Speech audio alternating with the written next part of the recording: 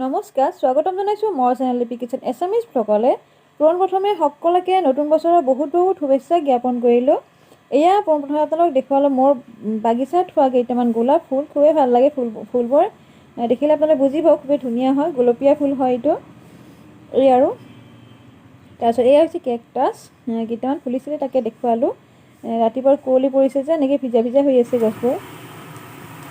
এয়া আজি মই বনাব লৈছোঁ বুটৰ দাইলৰ ৰেচিপি এটা। তাৰ লগত থাকিব পালেং পুৰিৰ ৰেচিপি, পালেং পৰঠাৰ ৰেচিপি।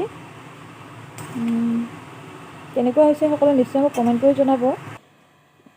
তেতিয়াহ'লে বোলকচোন কেনেদৰে বনালোঁ আপোনালোকক দেখুৱাম।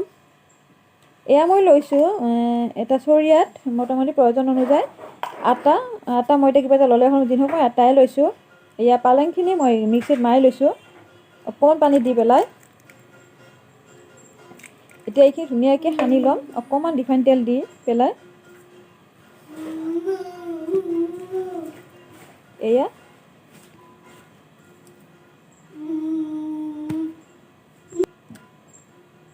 অকণমান ৰিফাইন তেল দিম।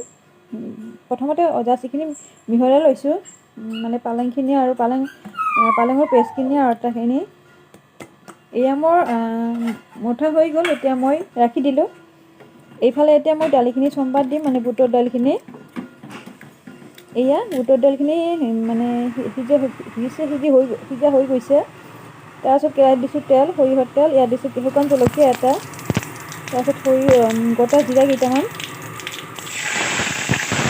তাৰপিছত দিছোঁ তেজপাত পিছিলা। বাছ এইখিনি ৰঙা হ'লৈকে মই ভাজি থাকিম।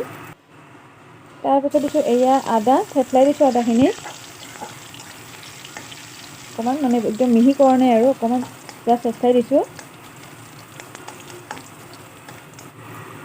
তাৰপাছত এয়া অকণমান চেনি দিলোঁ, কালাৰটো ধুনীয়া হয় চেনি দিলে, আৰু মিঠা মিঠা ভাৱ এটাও আহিব। ৰুটিৰ লগত খাব, মানে পুৰি হওক ৰুটি হওক যিহৰ লগত খালে খুবেই ভাল লাগিব খাব।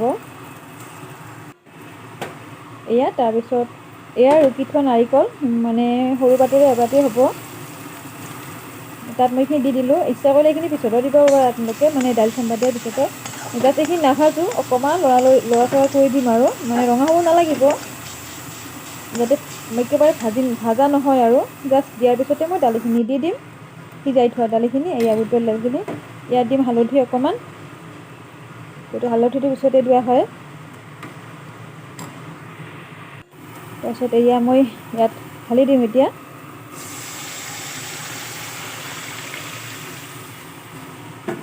এতিয়া উতলিব দিম।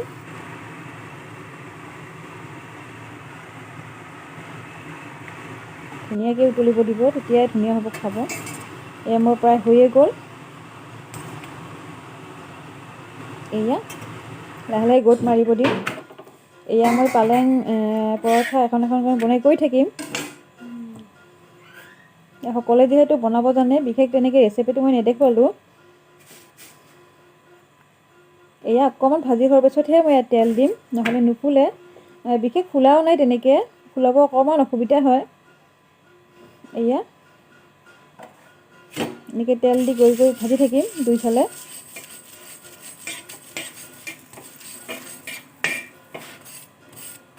এয়া মোৰ প্ৰায় হৈয়ে গৈছে ভাজা। সকলোৱে ট্ৰাই কৰি চাব, বিশেষকৈ দালিখন। যিহেতু পালেং পৰঠা বা পুৰি সকলোৱে বনাব জানে, তথাপি অকণমান দেখালোঁ আৰু মইনো কেনেদৰে বনাওঁ। একেবাৰে চিম্পুলকৈ বনাইছোঁ। ইয়াত মছলা চছলা একোৱেই দিয়া নাই মই, জাষ্ট নিমখ দিছোঁ, অকণমান ৰিফাইন তেল দিছোঁ আটাখিনিত। এয়া এনেকৈ দুইফালে শিকি লওঁ। বাছ গোটেইবিলাক এনেকৈয়ে ভাজি ল'ম। মোৰ হৈয়ে গ'ল প্ৰায়। খাবলৈ খুবেই ভাল হৈছিলে, এতিয়া চিম্পুলকৈ বনালেও। এয়া মোৰ হৈ গৈছে। কেনেকুৱা হৈছে নিশ্চয় আৰু এবাৰ কৰোঁ, সকলোৱে মোক কমেণ্ট কৰি জনাব।